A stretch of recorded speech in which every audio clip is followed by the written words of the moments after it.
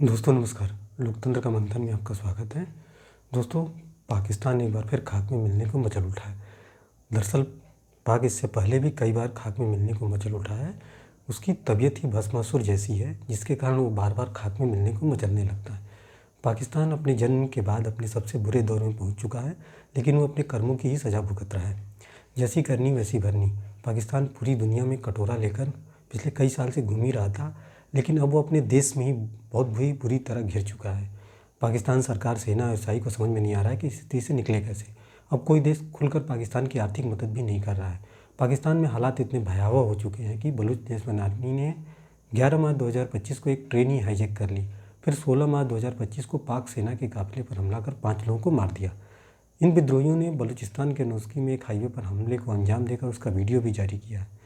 दूसरी तरफ पाकिस्तान ने 15 मार्च 2025 को आतंकी संगठन लश्कर-ए-तैयबा के आतंकी अबू कताल की हत्या कर दी गई। अबू कताल ने भारत में कई बड़े हमलों को अंजाम दिया था। NIA ने उसे मोस्ट वांटेड घोषित कर रखा था।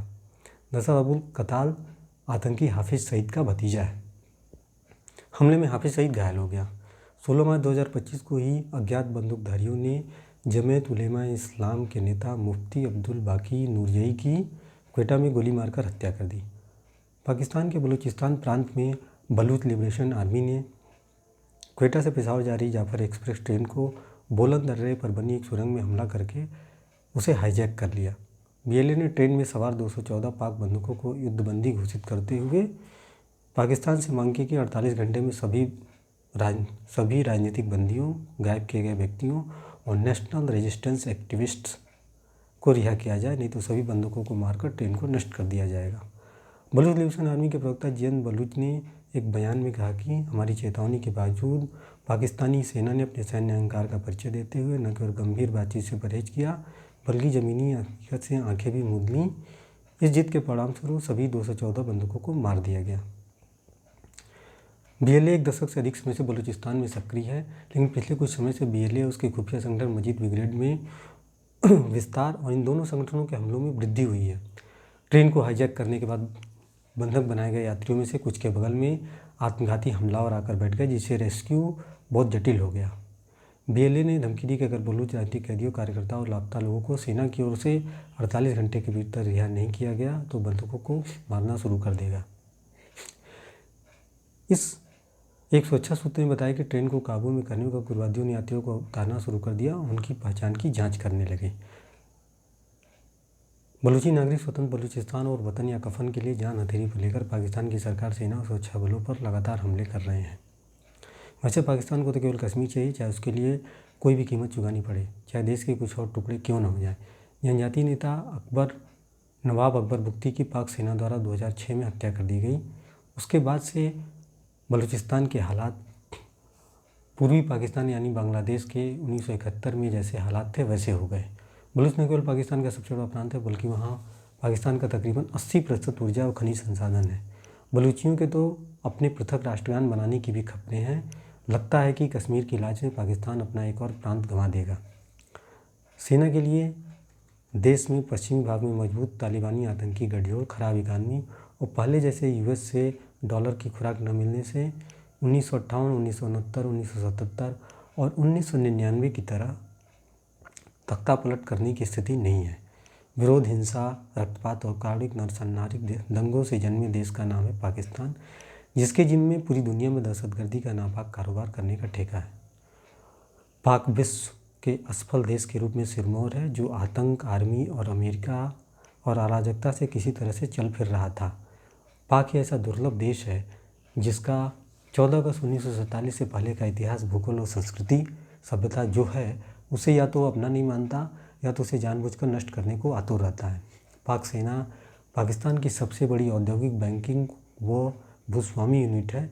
यह बहुत ही आश्चर्य की बात है, क्योंकि किसी भी विकसित और सभ्य देश में सेना इस तरह के काम नहीं करती।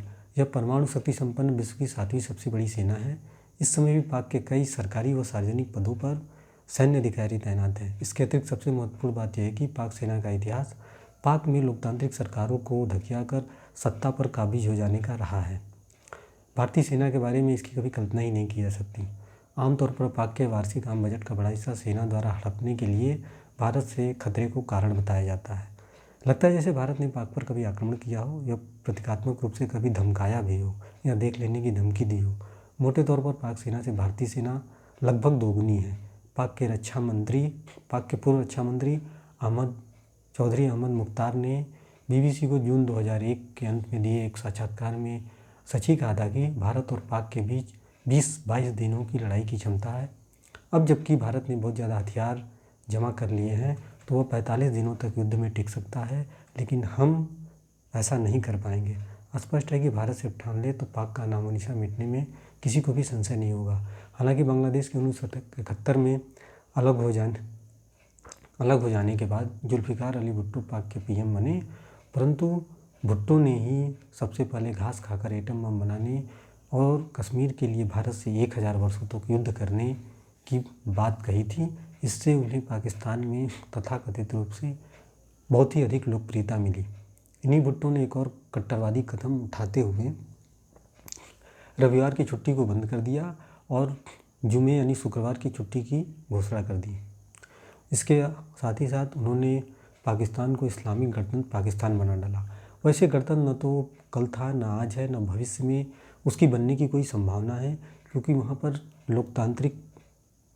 वहाँ का समाज, वहाँ की पूरी व्यवस्था ही लोकतांत्रिक नहीं, आज तक लोकतांत्रिक नहीं बन पाई है। पाक तो कहता है कि वो अपनी धरती का प्रयोग भारत विरोधी आतंकी गतिविधियों में नहीं होने की गारंटी नहीं ले सकता, क्योंकि वह अपने देश में आतंकी हमलों को तो रोक नहीं पाता, भारत पर हमलों को कैसे रोकेगा।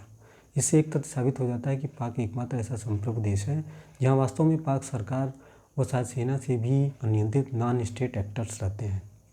बलूच लिबरेशन आर्मी ऐसे ही नॉन एक्टर्स लोगों का एक ग्रुप है। दूसरी तरफ TTP भी है। TTP एक दूसरे प्रांत में बहुत ही मजबूत है और बलूचिस्तान प्रांत में BLA बहुत मजबूत है। दोनों मिलकर पाकिस्तान के नाक में दम कर चुके हैं। हालांकि अमेरिका पाकिस्तान को अपनी बोटियों पर पलने वाले से ज़्यादा कुछ नहीं मानता, संप्रभु तो कतई नहीं मानता। लादेन को मारने के लिए की गई अमेरिकी कमांडो कार्रवाई इस बात का पक्का सबूत है। पाक की ताकत को बढ़ाते हुए दुश्मन का दुश्मन अपना दोस्त की तर्ज पर चीन ने अपनी दूरदर्शी नीति को साधते हुए पाक के ग्वादर में अपनी ऐसी मिसाइलें तैनात की जिनकी मारक जद मुंबई तक बताई जाती है। यह स्थिति तब है जब पाक में सेना और ISI का प्रभुत्व है। पाक के अब तक के जीवनकाल में सेना के सबसे ताकतवर होने का आधार तकरीबन 35-40 साल तक पाकिस्तान में सैन्य शासन का रहना है। जिस दिन भारत पाक के संबंध हो गए, उसी दिन पाक में सेना और ISI का रुतबा और वर्चस्व समाप्त हो जाएगा। इसीलिए सेना कभी नहीं चाहती है कि पाकिस्तान के भारत से संबंध सामान्य हो जाए, क्योंकि इसके बाद भारत से पाक को खतरा बताने वाली बात का कोई आधार ही नहीं रहेगा। 26/11 के 2008 के मुंबई हमले में ISI पाक आतंकी संगठनों के हाथ होने के प्रत्यक्ष प्रमाण पूरे विश्व ने देखे हैं। तभी से पाक पर कुछ दबाव बना है, जो डेविड कोलमैन हेडली के बयान से और पुख्ता हुआ था। अब तक हुए छोटे बड़े 5 युद्धों में भारत से सीधे न जीत पाने का गम व मलाल पाकिस्तान को हमेशा सालता रहता है। जो देश हजारों वर्षों तक हिंसक आक्रमणकारियों को झेल कर खड़ा है, उस भारत की हस्ती को भारत से ही निकले हुए पाक द्वारा 1000 घाव देकर मिटाने की तमन्ना रखना बहुत ही हास्यास्पद लगता है। वैसे इस दुर्भावना से वो अपने को भी कई घाव दे चुका है और आए दिन होने वाले आतंकी हमलों से उसको अपने से मिलने वाले घावों की संख्या भी बदस्तूर बढ़ रही है। ट्रेन हाईजैक होने की घटना इन्हीं हमलों की एक कड़ी है। भूमंडल ख्यात पत्रिका फॉरेन पॉलिसी के एक अंक में सही कहा गया है कि पाक को वाशिंगटन की नीति नियामक धड़ों में लंबे समय से दुनिया का सबसे खतरनाक देश माना जाता है।